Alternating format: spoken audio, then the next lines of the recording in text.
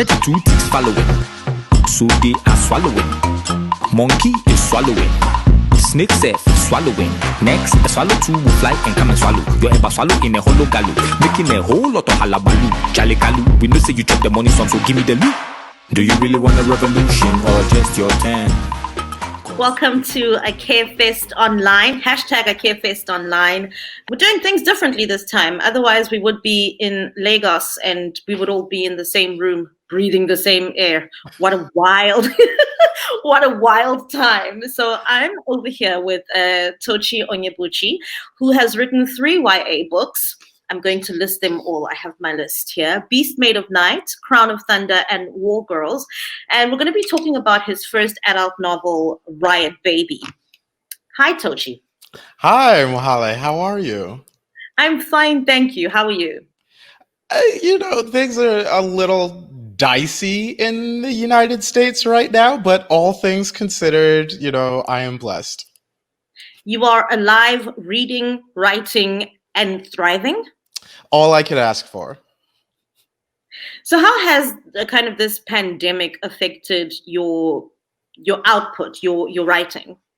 So it's funny. I actually dealt in the very beginning with a little bit of residual guilt because of how well things were going for me. I'd been writing full time for about a year before the lockdowns and the stay-at-home orders went into effect.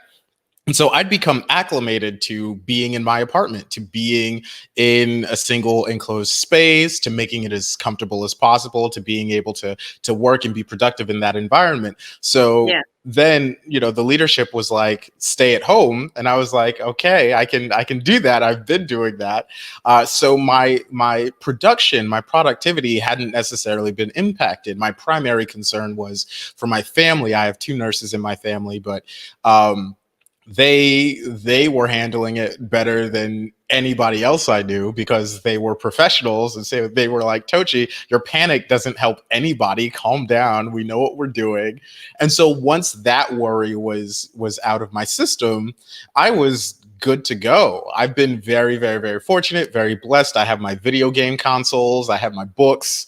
I have access to streaming services. so all in all, it really does. It really, really, really does. So all in all, I've been doing pretty well. I've been able to focus. I've been able to concentrate, and I recognize that I'm blessed too, because not a lot of people have been able to say that. I'm very envious because, when they said, oh, lockdown, whatever, I was like, well, I work from home, whatever. And then suddenly, it was like, oh, I'm working from home, but I can't leave home because our first round of lockdown was hard lockdown. We couldn't be in the streets. We were basically getting food delivered. They could only allow a certain amount of people in a store. And I think that's when I lost some of my concentration and kind of my ability to do normal things that I was doing because I work from home. So you're very, very lucky. Yeah. I mean, my personal situation isn't that bad, but then you look at the greater state of affairs in the country, and then you're like, oh, I see. That's the trade-off. Okay, so let's get into this book and writing stuff. Let's go right to the beginning. You and I, we love sci-fi. I guess they would call us blurs or whatever. But I wanted to know, when did you first realize that there was no representation of people like you in sci-fi? Oh man, it's funny because I had just taken it as a given that everybody would be white, all the main characters, all the side characters, everything that I had read from childhood up through adulthood. And I had, for instance, missed Octavia Butler. Like, she, for whatever reason, never made it onto my radar. Even the anime and the manga that I read as a kid, there were no Black people there. And I just got very accustomed to there being this sort of monochromatic setting or this monochromatic. It was just like the way things were. It was like gravity. It was a thermodynamic principle. You know, if you were writing speculative fiction, your characters had to be white. Just like if you Yeah. throw up an apple, the apple has to fall eventually. But it wasn't actually until I started reading a bunch of literary fiction in the US that I got further exposed to Black authors. And I think a big part of that was that it also came with this emphasis on the interiority of characters. So it wasn't necessarily just about adventures that they were having or you know, science fictional aspects of the story. It was like, okay, what are they feeling? What are they thinking? And I think that is something that it was important for me to import into my own fiction. So I remember when I first started writing, it was in high school, and I decided to write what was then Sweet Valley High fan fiction. And I basically just took Jessica and Elizabeth and I transported them to South Africa, and I made them two Black girls, but it was still a white girl story because I Mhm. didn't know how to write about myself because I didn't know I could do that. In your early writing, did you face the same thing or did you just go, okay, I'm writing Black characters and they're going to reflect me and my world? It's funny. I didn't start writing Black characters until 2013. And I'd started writing like, you know, since I was a kid, you know, since the 90s. And it wasn't until 2013 that I wrote my first story with explicitly Black characters. And something happened where I recognized, even at the time, even though I had trouble like selling that short story. And it's funny because it was the short story that eventually turned into Goliath, my upcoming adult novel.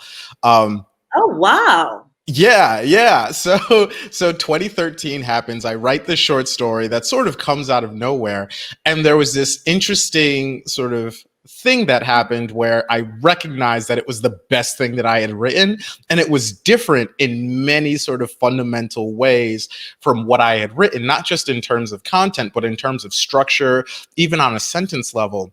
And I could tell that I had leveled up essentially Yeah. as a writer. And it was funny because the two were sort of tangled together. I don't know if I was writing better because I was writing about Black people, or if my writing about Black people was something that had been unlocked because I had reached a certain level in my craft. But I do know that once I started writing about Black people, once I started writing Black characters, my writing got so much better. But what inspired you or what pushed you to do it? Because I'd read Nervous Conditions, and before that, I'd never read a book about Black girls in Africa, like people that could be related to me. I had an uncle from Zimbabwe, and it was a story that took place in Zimbabwe. And then I was like, oh, you mean you can write about people that I could possibly be related to, people like me? So did you have a moment that kind of pushed you or gave you permission to start writing Black characters like you? It's interesting. I don't know where that impulse came from. I know for me, the more important thing wasn't necessarily having Black characters so much as knowing that there were Black authors out there. So my favorite author of all time is Alexandre Dumas. And it wasn't until I was in high school that I found out that the dude who wrote The Three Musketeers and The Count of Monte Cristo, and who is arguably the most popular French author of all time, no shade to Victor Hugo, um, was Black. And that to me was the thing that I felt gave me permission to write whatever I wanted, because, you know, he wasn't just writing about, you know, what I was reading at the time in school, which was a lot of stories about the difficulties of being a Black person in America, right? So Ralph Ellison, Zora Neale Hurston, and these are all writers that are absolutely extraordinary and that, you know, later on in life I was able to appreciate. But as a high schooler, you know, as a kid, it wasn't necessarily what I wanted to read. I wanted to read about adventures. I wanted to read about buried treasure. I wanted to read about, you know, hidden identities and whatnot. All of that was in The Count of Monte Cristo, and this Black dude wrote that. And that, I think, was the thing that really, really, really empowered me. And I think sort of dovetailing with that was this idea of looking at very sort of difficult questions in science fiction and fantasy. And so, I would look at these stories and see that in space, everybody was white, right? And the question, then became, it wasn't about why is everybody in space white? It was what happened to the Black people. And the answer that I came up with was they were stranded on Earth. And that to me was a compelling story. And so it was taking that sort of absence of Black people in space and turning it into this fodder for a really compelling story. Because it's not as though Black people were, are exterminated in the future. At least not in my. I mean, yes, I know. I'm getting worried. I'm like, what's happening in space? Knock on wood, right? Knock on wood. But the idea that it wasn't, I think, because, space will be just all white people, and then people will leave it at that. They will take that as the entirety of the reality, when really, if that's the case, you can expand that reality in your imagination and say, okay, if everybody in space is white, what happened to everybody else? And that to me is, an incredibly compelling question. Incredibly compelling. So you talk a lot about what you enjoyed in high school, the kinds of books you enjoyed in high school, but Wikipedia tells me that when you were in high school, you tried to sell your first novel. Is that true? Yes. Yes. I started from a very, very, very early age. But it just, I think, speaks to how determined I was from a very early age to become a writer. It wasn't just that I was writing as a hobby. It wasn't just that I was writing for myself. I knew very early on that I was writing to be read. And that helped me professionalize it to a certain extent. And so I learned very early on the process of, writing a book, revising it, drafting a query letter, writing a synopsis, putting together a package and sending that to agents who would then say, oh, let me look at a partial. So you'd send them the first 3 chapters. If they like that, they would ask for a full manuscript. And so you'd send that. And 15, 16 years old, I'm learning how to do all this. And so I never really had a problem with producing work. From a very early age, I was like, okay, this is, if I'm going to treat this as a job, I need to treat this as a job. I need to, produce. I need to write. I can't afford to wait for a muse. I can't afford to take, a day off because, things just aren't working.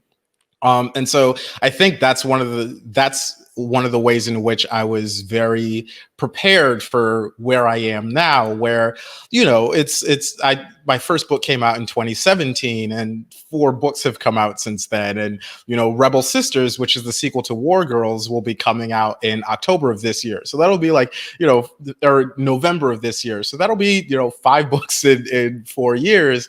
And I don't know that I would have been able to do that and maintain my sanity had I not laid the groundwork for that early on. You are such a nerd. In high school, you're like, hello, here's my little package.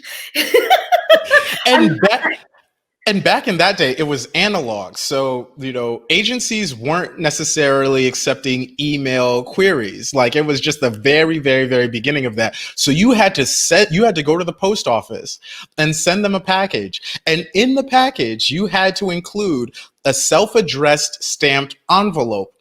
The reason for that was because when the agent inevitably sent you the rejection letter, they didn't want to have to pay for their own postage. Just imagine how humbling an experience it is to over and over and over again pay for the postage for your letter. Yeah. So like if you can get accustomed to that level of rejection, then you're good to go. Well, you just need to tell me, did you have any friends in high school? Because this sounds time consuming. Tell me the truth. Well, so it's funny. I did. I just didn't go to parties. I was very fortunate. I was at a boarding school. And so, we did everything together. We lived together. We were, on, the football team and, the track team together. We did theater together, all these activities. So my day was very much regulated, and I was constantly spending it around people. It was just that on the weekends when people would like, I don't actually know what kids did. On the weekends at a boarding, I just legitimately don't know. Did they like have parties? Like what did they do? Because I was always writing, and I would write whenever I had free time, and just because that was where I was having the most fun. Like I loved to write, and so if the choice became spending a couple hours writing, or like go to some kid's room and watch, I don't know, like a Guy Ritchie movie or whatever, or like Saving Private Ryan, like that choice made itself. Of course I'm going to go write. Like why would I spend time with this other person when I could literally just like write? So I managed to find balance. The balance got a little bit skewed later in life, and so you can look at my personal relationships now and see that I see the choices he made. But yeah, I was very fortunate that in my very, very, very, very early career, I was able to maintain that balance. I love the confidence. And listen, if you need a pen pal, I'm ready to be your pen pal. Please, Done. like, just don't hang out by yourself. So, do you remember when you first put out your first book, your first YA book? Do you remember what that felt like? Oh man, it's funny because it was such a whirlwind experience. You know, uh, the whole process of signing and it's funny too because when I signed the contract, I was broke, like broke. I was spending that year working for the Office of the New York State Attorney General for their Civil Rights Bureau, and I was on a fellowship sponsored by my law school, and I had to live in New York because it was a government job, and my salary, I was working for free and subsidized by the fellowship, but my salary was 30,000 before taxes, 30,000 US dollars. And in New York City, 30,000 US dollars before taxes is like not enough to live on. And so I was starving. And so were it not for the book advance that I got, which wasn't it wasn't huge, it wasn't life-changing or whatever, but like it was enough to allow for me to eat. And so very early on, book writing became this, this mode of salvation for me. But it was such a whirlwind experience writing the book, going on tour for the book and everything, that I almost didn't have time to process it. I remember there was one moment because the book came out October 31st, 2017. There was one moment where I was, I think, between events on tour. I had just gotten home from like some event and I had other stuff on the calendar. And I remember, coming to the little sort of kitchen island I had in my apartment and just breaking down, and not like from sadness or anything like that, but it was just like, I did it. 15 years I'd been trying to have a book on a shelf in a Barnes and Noble, a book on a shelf in the library, and I did it. And that was the moment where it all just hit me. And then, that passed because I had to write the sequel. But it's something that I don't take for granted. Like not a day goes by that I don't appreciate what a remarkable situation I found myself in. And a lot of that is actually due to women of color in the industry. I, in many ways, owe my career to Tiffany Lau, who's at Henry Holt right now, but she was at Razorbill, she was at Penguin when I sold my book, and she made that first offer. And then for Riot Baby, my first adult book, Roshi Chen over at Tor.com, she was the one that said yes to that. And so, not to say that I don't think a white editor would have ever said yes to any of these books or would have ever given me a chance. But these were the women, a Taiwanese American woman and a Chinese American woman who said yes. And if they hadn't been around, if they hadn't seen my work, I don't know that I'd be here right now. So I've been very, very lucky, very fortunate, and trying to be cognizant at every step of the way of my good fortune. Well, I think, publishing in the US is probably like publishing in South Africa in that it's very white. Blindingly so. And I just want to talk about your experience, especially after hashtag publishing paid me happened, because of course, I was like, oh my gosh, the disparities. But as a South African writer, I was like, they get paid? Yes. So I want to talk about your experiences in publishing as a writer of color, and how you've seen a change from, that first moment where you go, oh my goodness, I've got my first book out at Barnes and Noble. What are some of the changes you've seen from then till now? Oh man, so it's been interesting. I don't want to say that I've been jaded by any experiences or what have you, but your first book comes out, and I was treated very, very, very, very well by my publisher. Not everybody gets sent on tour for their book, and the publisher went to great lengths to sort of put me in front of all these different audiences, fly me out to places and whatnot. And the advance wasn't bad. It was, I could eat, I could sustain myself, up through the writing of the next book and the signing of the next deal. But the more time that you spend in the industry, the more you notice how you're treated in comparison to others, whether it's others who are sent on tour to certain places or what others are being paid, for their advances. And that, I think, is where, a certain element of jadedness can come in, because you will see, you and, say, for instance, a non-Black or a white contemporary who are in the exact same position. You get paid a certain amount of money. They get paid a significantly more amount of money for essentially the same product that you're putting out.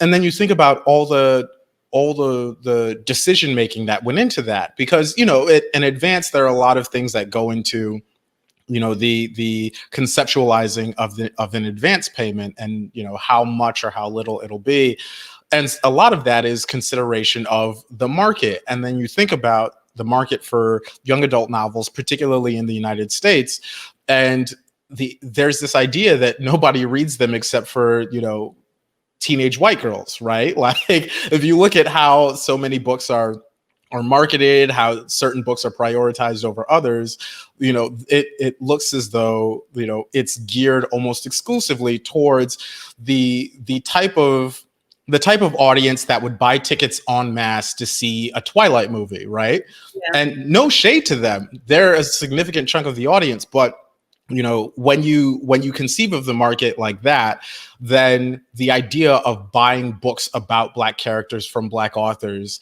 falls lower on your priority scale. The idea of making bets, like significant bets on Asian or Asian American authors, falls down on your priority list. And so these are things that you notice the longer that you spend in the industry, and the more you see, what's going on around you, the more you see sort of how the sausage is made.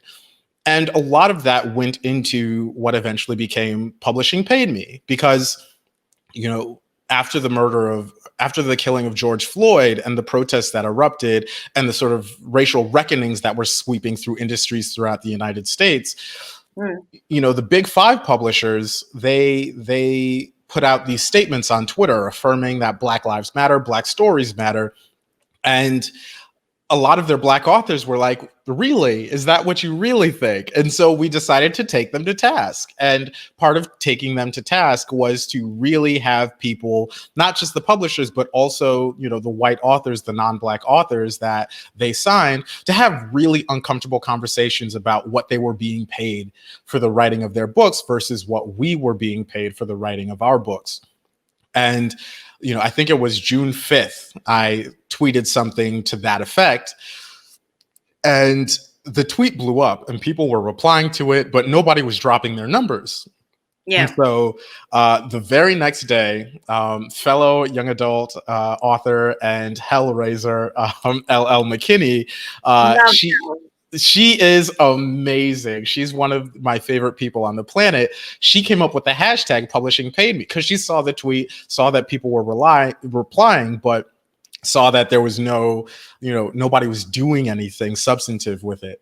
And so she came up with the hashtag and she was like, all right, drop your numbers. Like if you're about it, be about it, do what needs doing, drop your numbers.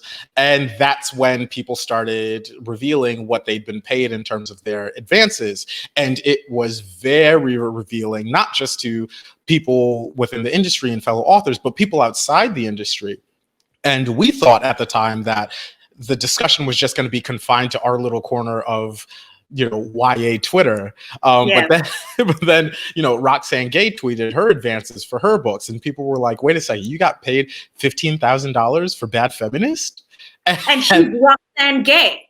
Exactly. And then things just blew up from there. And I think we had a really watershed moment when Jesmyn Ward revealed, what she had been paid for her books, and the fact that after Salvage the Bones won the National Book Award, arguably one of the most prestigious awards in American literature, she had to fight to get a six-figure advance for her next book, which would win another National Book Award, while her white contemporaries were being paid $185,000 for their debut novels. These untested authors, nobody knew what the market would be for them. Nobody knew how they would succeed or whether or not they would succeed. And they were being paid like much, much, much, much, much more than she was. One author had been paid $800,000 for their advance. And, there's no... This author who didn't even sell that many copies to begin a book nobody had heard of.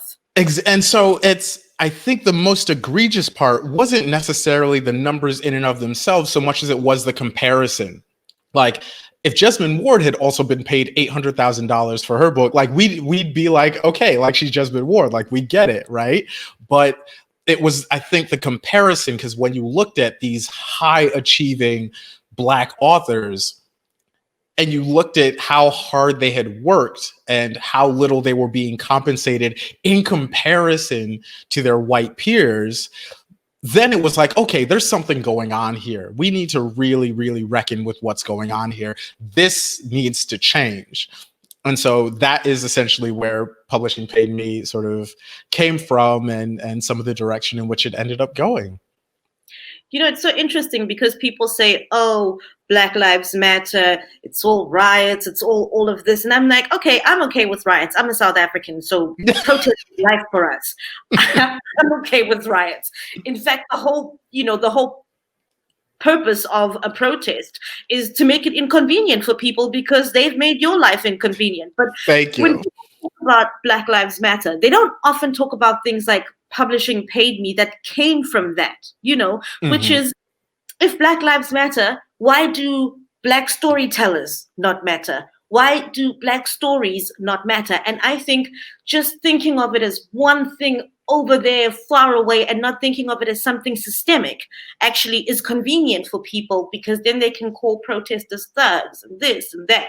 Like I say, I'm a South African, so I love a protest. I'm pro-protest for the rest of my life. But when all that was happening, did you have a moment to sit back and go, well, these are the connections that happen, right? There's a protest in the street, but there are conversations and processes that happen after that. Yeah, I mean, well, that is in many ways the conversation that I'm having with myself in Riot Baby, right? Like, it's not just, the story's not just about police brutality, and it's not just about the carceral state. It's not just about the ways in which we are mechanizing and corporatizing, the police state, as it applies to Black Americans. It's also about, the maternal mortality rate amongst Black women. It's about all the different ways in which racism can manifest itself in systems throughout the United States. And so Publishing Paid Me is just another thread in that fabric. And the thing about it too is that, the idea that systems are to blame makes it very, very, very difficult for a lot of the people who are in power to see their role in the perpetuation of these disparities and to see, what cog they are exactly in the machine. Because you will have all these, ostensibly white liberals or what have you, upper class, upper middle class, who will buy White Fragility and who will send that book to the top of the New York Times bestsellers list, or they'll buy How to Be an Anti-Racist by Ibram Kendi. But who knows whether or not they'll actually read those books. Those Amazon packages could be sitting unopened on their countertop.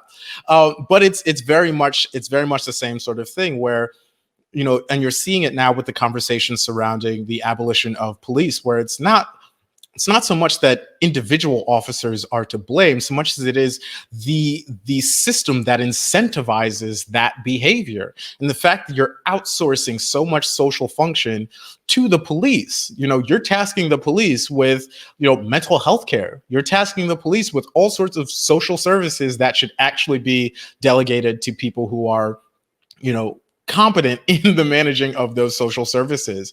The money that could be going, the money and the resources that could be going to schools, that could put together after school programs, that could keep people occupied and, in many ways contribute to the lowering of a crime rate, that goes to policing. The money that could go to, creating more robust mental health services, that ends up going to policing. The money that could go to so many different aspects of a society, and that could actually do real work in lowering crime and creating a safer environment, a more productive environment for citizens, ends up going to the police. And, in that way, that's another way in which structural racism sort of manifests itself, because, it's a system. It's a system. And, somebody who is, a banker or what have you may not necessarily see their role in that system, albeit they will vote for politicians that, advocate for the reification of that system. Or they'll deny homeownership loans to Black people so that they can get corralled in a certain neighborhood, and they get sort of trapped in that cycle of poverty, crime, and they make it more difficult for these people to accumulate capital that allows them to, it all comes together. And I think it's very intimidating, particularly for white Americans, to look at that and feel that not only that they can do something about that, but that they're to blame to begin with. They're like, I donate and I, buy books on how to be anti-racist and, I do my part. But like, that's, are you doing your part? Are you really doing your part? I think, we talk about systems, but we don't say systems are made up of people. Thank you. What was so important about Publishing Paid Me is people in publishing can say, oh, well, I signed Tochi, I'm good to him. But it's not actually about an individual thing. It's about the role that you play in the system. And I think it was quite eye-opening for people who did consider themselves quite liberal and all about different types of YA to actually see it in real time and go, well, yeah, I'm part of this. Because a system is not just the machine that's over there. It's the racism machine. It's it's the misogyny machine. It's people. Systems are made up of people. And for me, that's why Publishing Paid Me was so important. Absolutely. Absolutely. Because, if you're, say, for instance, an educated, white, left voting, acquiring editor at a publishing house, you figure, oh, like I'm not racist. Like I vote Democrat in every single election that I've voted in. But the offers that you make to Black authors are, significantly and consistently lower than the offers that you make to white authors. You need to examine that. You need to look at that. You need to ask yourself why that's the case. You need to realize that that's the case to begin with. If, you're an acquiring editor and you acquire over the course of a year exclusively white authors, you need to notice that and you need to say, okay, why is that the case? And why is that a problem? And even if you inherit a system where you go, oh, is Mhm. this what you're going to offer this person and offer that other person? You have to question the system. And I think that's a very important thing. To dismantle systems, we have to start realizing that, well, systems are made up of people, and maybe I am part of that system. And how do I change things? Maybe start by questioning and realizing that you are part of the system without being, offended. Absolutely. Okay, so let's talk Riot Baby. We've just been ripping here. So Riot Baby is about Kev and Ella, who grew up in a world basically that tells them, you don't belong. And I want to know when the idea of Riot Baby came to you, because people keep saying it's dystopian. And when I read it, I was like, this seems like current times minus COVID. So when did the idea of Riot Baby come to you? So I would say Riot Baby, the seed germinated probably sometime in 2015. And I started writing it it started writing, what was recognizably parts of it towards the end of that year going into 2016. And a lot of what spurred that was that at the time, there was all this videographic evidence that was being released over the past couple of years of officer involved killings. So you had the killing of Michael Brown by Darren Wilson, the killing of Eric Garner by Daniel Pantaleo, Walter Scott in South Carolina, and then going into 2016, and it was like we were seeing this over and over and over and over and over again. Going up through the killing of Philando Castile, and it, I remember one of the very first sort of conscious political memories that I have is as a kid watching footage of the Rodney King beating. And I distinctly remember that being part of my sort of conceptualization of where I lived, the country that I lived in at the time. And that's like my first political memory. And I remember at the time people making a lot of the fact that it had been recorded, because the LAPD at the time was known for beating black people like hotcakes, in the trifecta of the most corrupt, ostensibly corrupt, police departments in metropolitan areas. You had, the NYPD, the LAPD, and the Chicago PD, right? Like those were, the Father, Son, Holy Spirit of corrupt metropolitan police departments. And so everybody knew that the LAPD was bad, or at least the people that the badness was happening to knew that the LAPD was bad. But the fact that it had been recorded, I think, was in many ways an innovation or a complicating factor for a lot of people.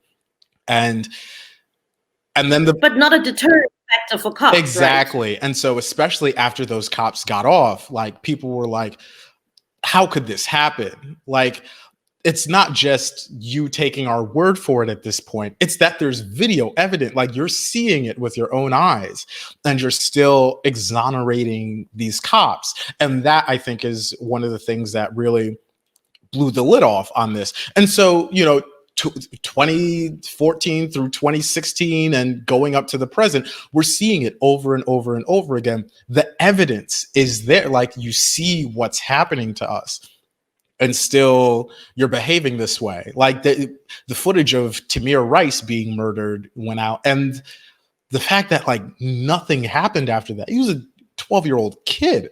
He was a kid, and there is video evidence of police pulling up and gunning him down. No warning, no nothing. Like within 2 seconds of their showing up, he's been shot. And this is on video for everybody to see. And I remember at the time, 2015, 2016, feeling this just overwhelming sense of anger braided together with despair. And there was this hopelessness that nothing was changing and nothing was going to change. It was just going to always be like this. And you feel so powerless when you're trapped in that sensation.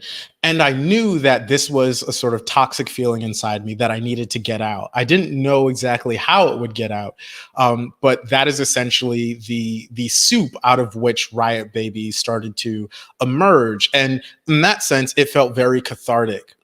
And I knew at the time, even then, that I wasn't writing for a white audience. I was writing for myself. And I think that was a very liberating factor, because that allowed me to go places with the story that I might not have felt, were safe places to go had I been thinking of, a white agent to pitch this to, or a white editor to try to sell this to. It allowed me to really, really, really write into how I was feeling. So, Kev and Ella have powers, which I love, because I was trying to think, if I had a superpower, what would it be? But how did you choose their powers? I'm always interested in how, when people write stories about powers, did you just give them, the superhero starter kit, or did you think, okay, this is a power that means something? Because I write for comics and I often hate the superhero starter kit. Yeah, no, it's funny. I remember watching Watchmen and feeling very vindicated, particularly by the end.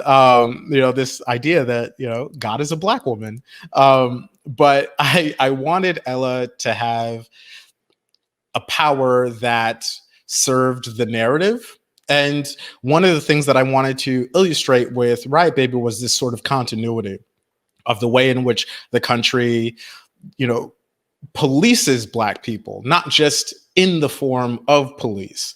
And I wanted to show the history of that, or at least delve a little bit into the history of that. So I knew that this was a story that would span decades.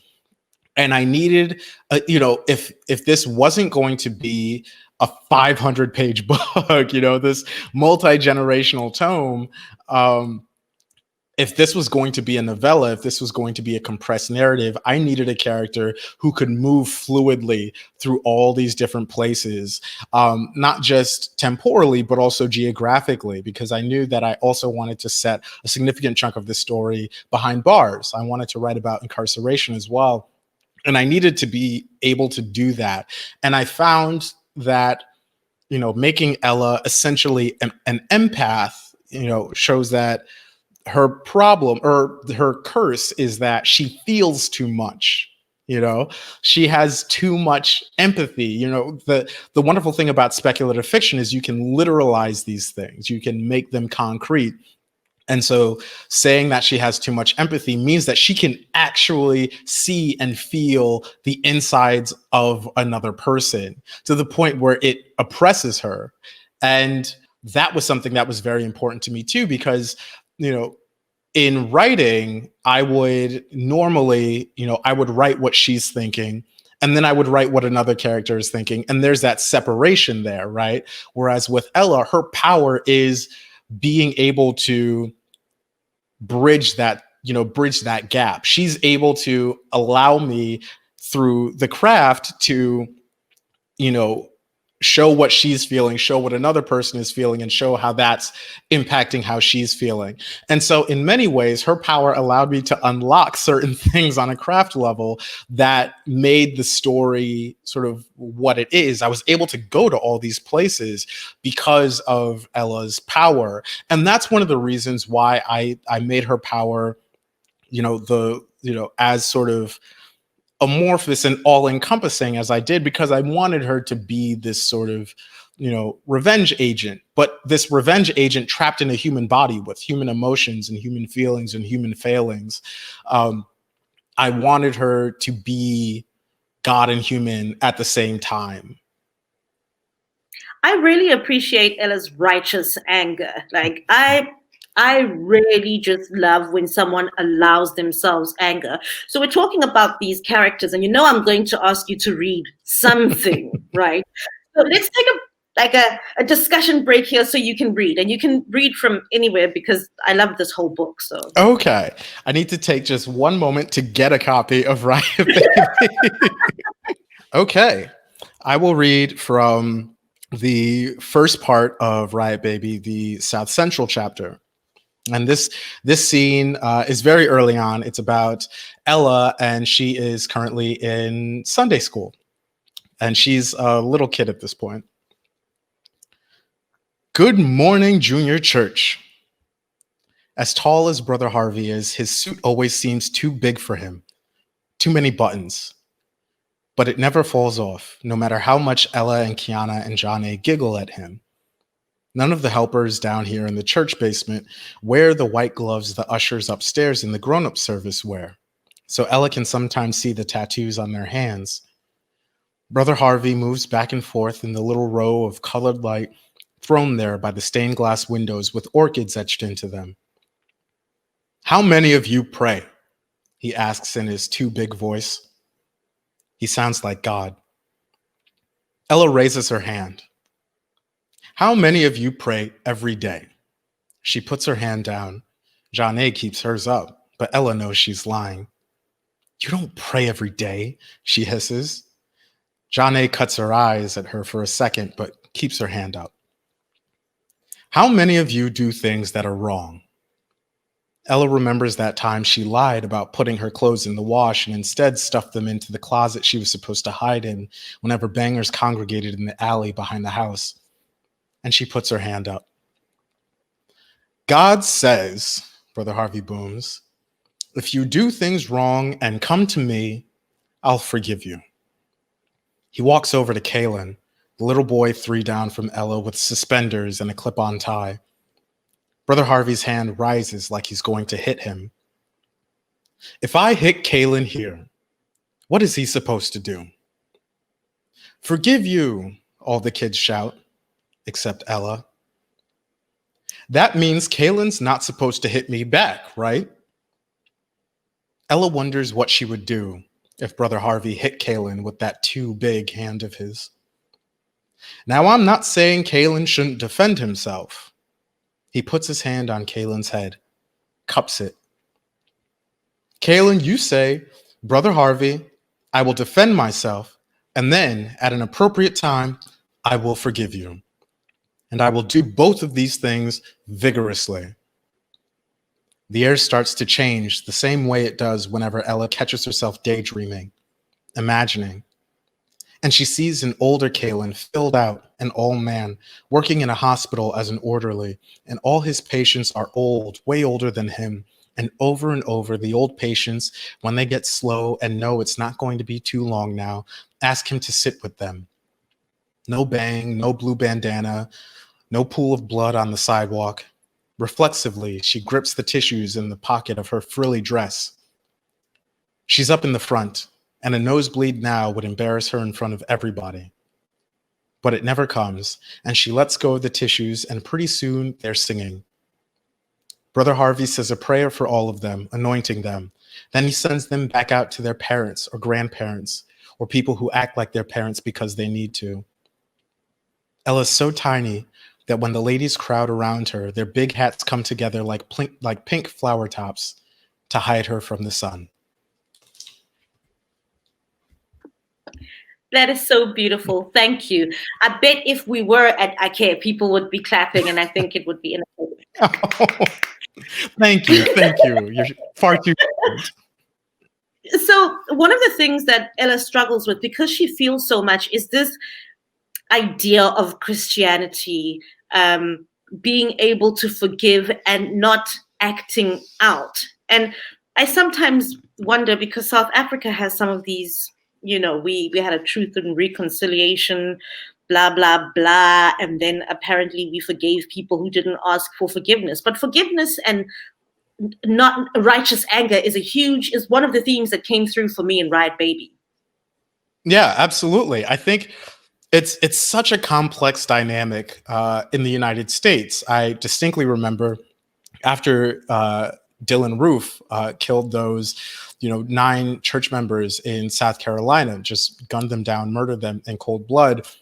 There was this demand of the victims' families essentially to perform forgiveness. And it needed to be a public performance. They needed to be at his trial telling him they forgave him. And, that I felt so complicated about that. And granted, people grieve how they grieve and they have to go through their own individual processes. And, maybe part of that process is this sort of this sort of forgiveness, this sort of letting go. But it also felt as though the country was acting out so many of its pathologies, right? Like Black people, this felt like a microcosm of the things that are demanded of Black people, of all the things that Black Americans have gone through. We're supposed to just forgive white Americans and, sort of wipe the slate clean, all's well that ends well. It's all water under the bridge, slavery, Jim Crow, redlining, like all that stuff. It's all water under the bridge. Don't worry about it. Let's just move forward. And that makes me feel a certain way.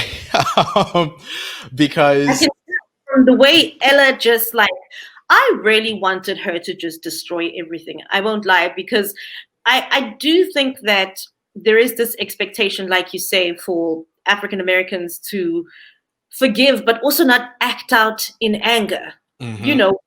It's so right. It's like a rightful anger. How can you not be angry? And if you aren't angry, what's wrong with you? Absolutely. It's like I was reading this book, The Color of Law, by I believe his name is Richard Rothstein. He's this scholar, and it's essentially about the story of housing discrimination in the United States, and both legal and de facto housing discrimination. Particularly with programs like, the New Deal and all sorts of legislative initiatives that were essentially supposed to build an American middle class. Black Americans got shunted out of that completely. And you had places where there were actual legal covenants where in the deed, it had to say, you cannot build on this land if you don't explicitly ban African Americans from being able to live in these units. Like these were in the deeds, these were in contracts. And you're reading of this process over the course of a century. And how can you come away with that and not feel incensed, like not feel just glowing with anger? And I think a big part of Riot Baby was this idea of being pushed past this desire for justice and landing in this place where you want revenge. And that is such a dangerous sentiment to give voice to, right? But it's one of the things that I was feeling at the time that I was writing this book was like, you know what? Forget justice. I don't care about justice anymore.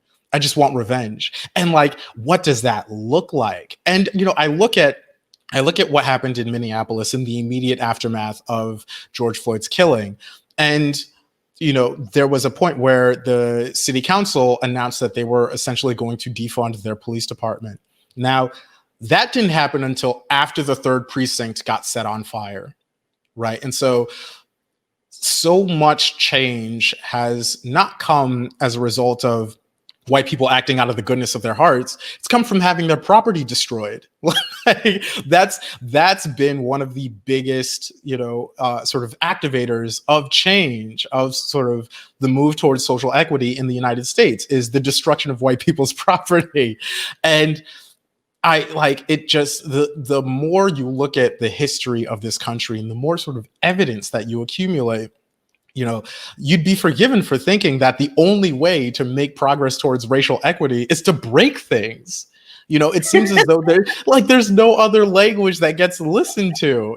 People have this incredibly sanitized vision of Dr. King, as sort of, this essentially this Black Gandhi, so to speak, who's all about nonviolent protest. But what they forget is that they shot him in the face. Like that's what happened. Like they shot him in the face. Today to speak for himself. Oh, right. He was an enemy of the state. Why was he an enemy of the state?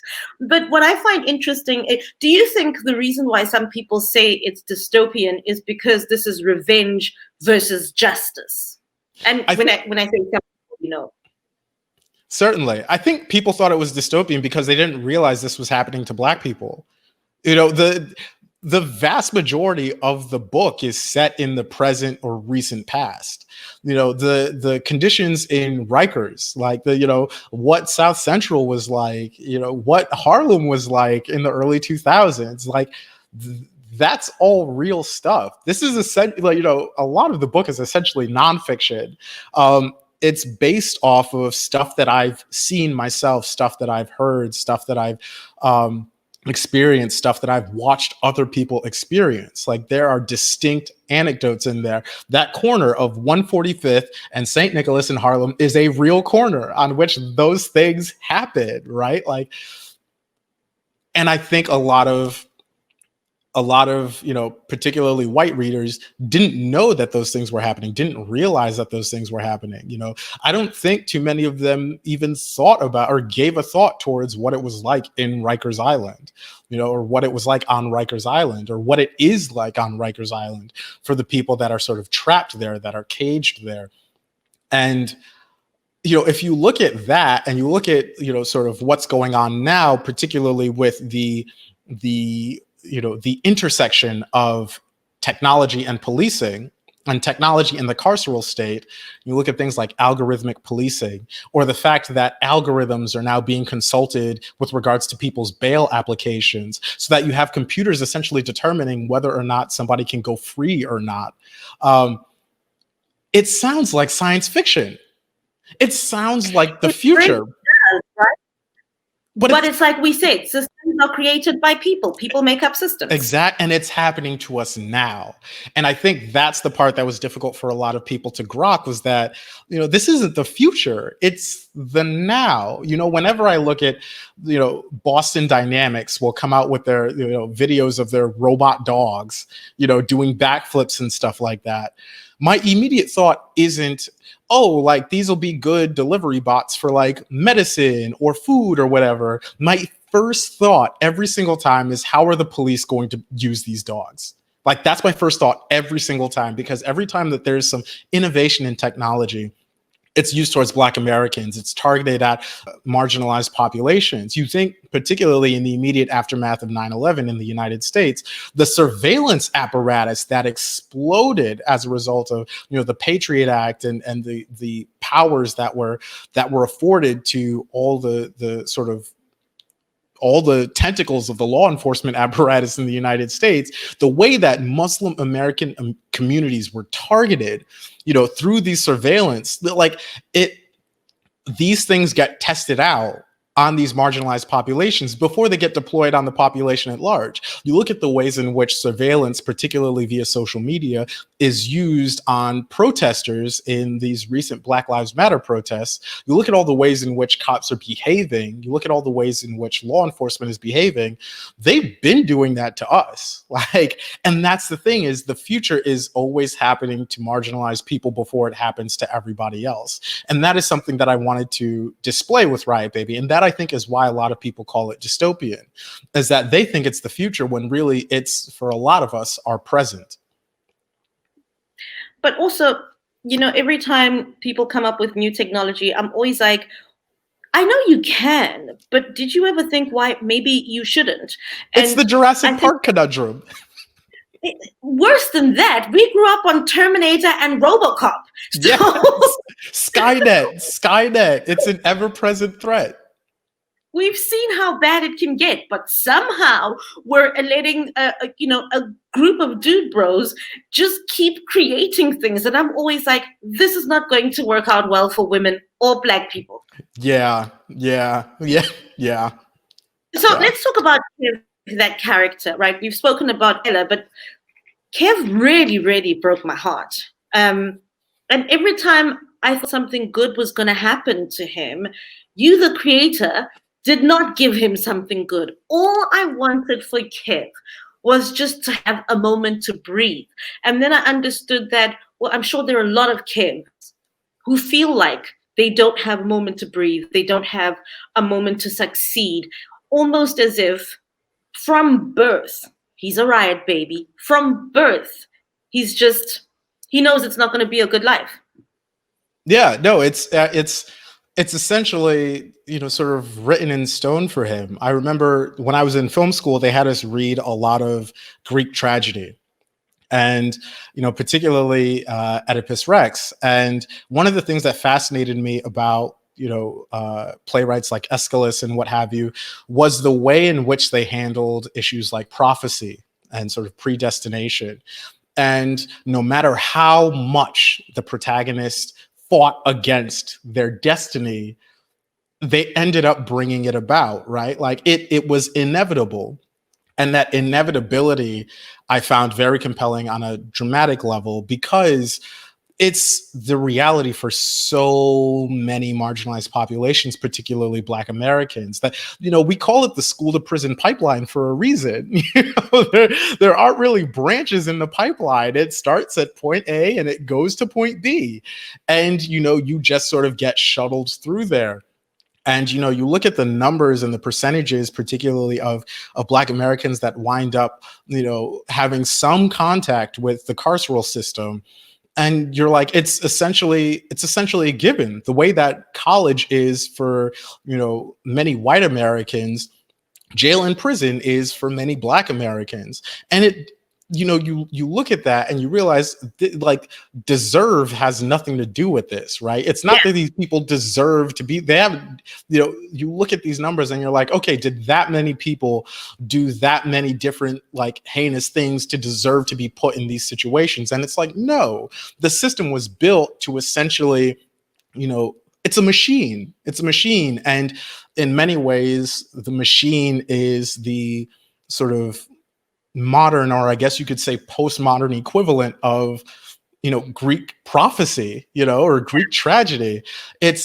And that was something that I wanted to illustrate with Kev, which is that no matter his potential, this could have been a kid that wound up sending us to Mars, or working on, another moon landing for NASA. This could have been a kid who, would wind up eventually winning the Fields Medal, right? And I think one of the things that I wanted to illustrate with Kev was that there's so much brilliance and talent and potential in these communities that just doesn't get the opportunity to flourish, doesn't get the opportunity to show itself, doesn't get the opportunity to really, really, really blossom because of these systems.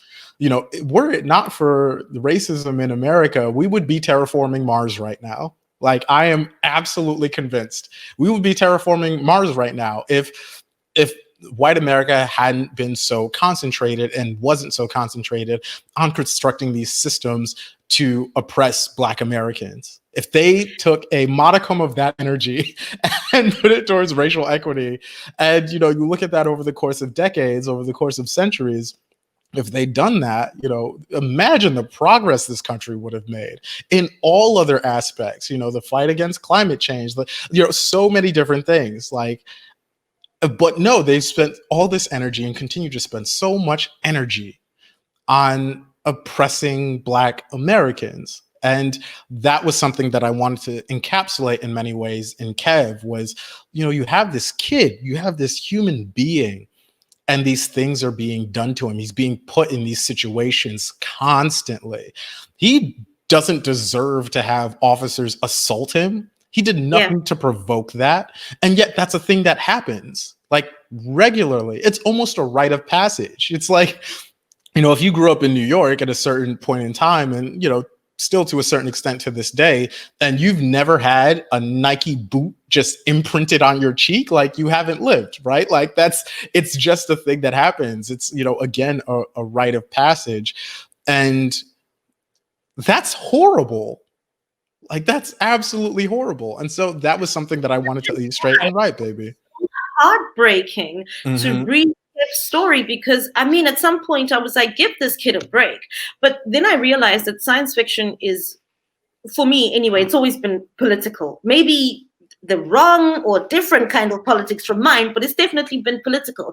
And then I started thinking, do you think that the way things turned out with technology and its lack of imagination on how it can hurt people instead of improving their lives is because of the certain types of science fiction that these nerds who now work in tech have been consuming?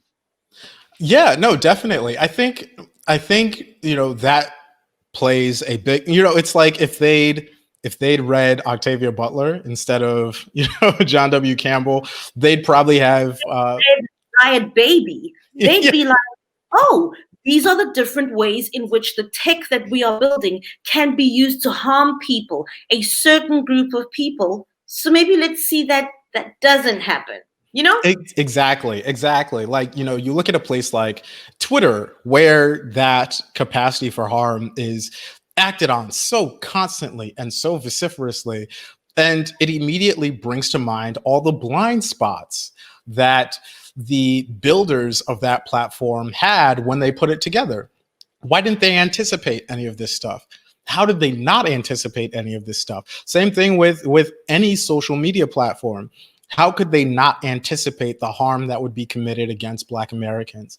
And it's because they didn't have proper inputs. They didn't read the right things. They didn't have the right people in the room. And Yeah, definitely, because Mhm. a few Africans would have been able to say, our leaders are going to abuse this, Yes, so maybe don't do it. You need to yes, have different people in the room. And for me, this is why this conversation is always so interesting and even consuming. And I did consume it twice. Riot Baby was just like, I hope that people that are reading this are people who otherwise had never thought of people like Kev and Ella. And it's informing wherever they're going next, whether they're making tech or whether they're writing textbooks or whether, even if they're not in law enforcement, whatever, just realize that there are people out there who are badly impacted by systems that you maybe don't think about even. absolutely. I mean, that's the hope, right? Is that people who weren't thinking about this before read this book and are compelled to think about these things now. So I have to ask, you've worked, this is your first adult novel, and the other three were YA novels. What are the differences here? Because I always feel like YA novels actually deal with the issues. Yeah, no, I think there's this perception in a lot of spaces that young adult literature is almost exclusively, fluff, or it's about individual characters and individual situations, and it's all about personhood and whatnot. When really there's this incredible wealth of stories that deal precisely with systems. I think, ostensibly the Hunger Games is is exactly that sort of thing, right?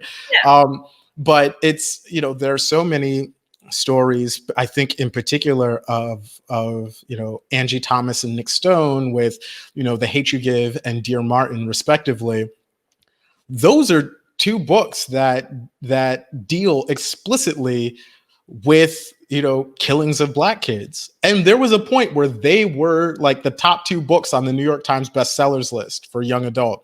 And I can't remember there ever being a moment where that was the case in adult fiction, where you had these novels by Black women that were about the killings of young Black kids, a thing that was happening at the time and is happening now, and based on very, very, very real events. And so you do have young adult literature that deals with that sort of thing. And, writing young adult literature, I never felt as though I was being pushed away from dealing with, issues, all the way from my very first novel, from Beast Made of Night. I deal with issues of class, issues of colorism, issues like all sorts of the second novel, has a sort of analog of a refugee crisis. Like, that's all there. With War Girls, I essentially wrote about one of the most verboten topics ever, the Biafran War. Like, you're not supposed to do that. You're not supposed to be able to do that. But like that, and that's a young adult novel, right? And so it's always been for me a very impactful vehicle for this sort of exploration of topics. And I think too, the fact that the targeted readership is so young, I think, lends a greater sense of gravitas towards that sort of thing, where, it's not as though you're writing to adults who have essentially calcified their beliefs, and, their minds aren't really going to be changed about a thing, versus 15-year-olds, 16-year-olds who are still forming their conceptualization of the world. You're introducing these things to them at that age, where they're still sort of putting things together and seeing where they fit in the greater scheme of things. And, that's important. All I'm hearing you say is that I should just come over to the YA side. So It's lit. there's always drama on the YA side Oh as my well. goodness. Yeah. It's a lot. So, I'm looking at our time. We have about 4 minutes, but I want to ask you, you've done a lot of interviews and you've spoken a lot. What would you like people to ask you in interviews? What haven't you been asked and you wish somebody would ask you that? Oh man, I mean, this has been such a fantastic talk. I think one of the things that I really enjoyed about it was the opportunity to talk about craft. It's, so many panels and interviews are about, Blackness in America and how difficult it is to be Black in America. And I find myself having to give versions of the same answers over and over and over again. And it's like, if I haven't convinced y'all by now, like, why do you keep asking me the same questions? Why not ask me about how I end chapters, like how I decide on how to end chapters? Why not ask me about scene construction? Why not ask me about the structure of a book? Why not ask me the questions that you ask white authors? Because That's it's about craft too. exactly, like we have to be masters of our craft. Like, ask us about that. And I have yet to meet a writer who does not thrill at the opportunity to talk about writing. Yeah. So let's talk. Oh, somebody says 5 minutes left. So let's talk about reading quickly. What are you reading? What's exciting you right now? Oh my goodness. So I'm currently reading R.F. Kuang's trilogy that begins with the Poppy War. And book 2 is The Dragon Republic. And book 3, which I believe is coming out in November of this year, is The Burning God. And it's this second world fantasy that's based, it's East Asian, and it's magnificent. It gets into all these questions about war and genocide and like really, really, really gripping and fascinating fashion. Like, it's extraordinary. I feel very blessed that it exists, and I cannot recommend it highly enough. I recently finished Pachinko by Min Jin Lee, which is the story essentially of this Korean family during the, sort of before, during, and after the Japanese occupation. And it's extraordinary. Like, it's this incredible sort of scopic and magisterial book. And it's one of those books that I felt was written sort of entirely out of love. And, when you read a book and you feel that the author has exceeding love for all the characters in it, even the horrible characters, and you can feel that sort of exuding from the page, I found it so refreshing. There wasn't, even though bad things happen to the characters, horrible things happen to the characters, there wasn't this undercurrent of cynicism. There wasn't this even undercurrent of irony. It just felt so loving and lovingly told. And that I found immensely refreshing in a book. Well, I will say that I felt that way when I was reading Riot Baby. I mean, there was a lot to be angry about, but I could feel the tenderness with which you wrote it, even though it was probably rooted in a lot of frustration about the current situation.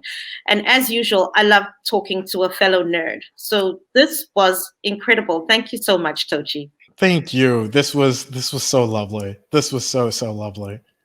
Let's do this again. Let's turn this into the Mohale Tochi show. I would love that.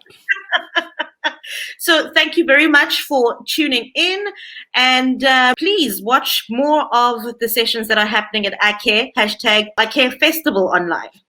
Stranger's Guide is not a typical American travel magazine.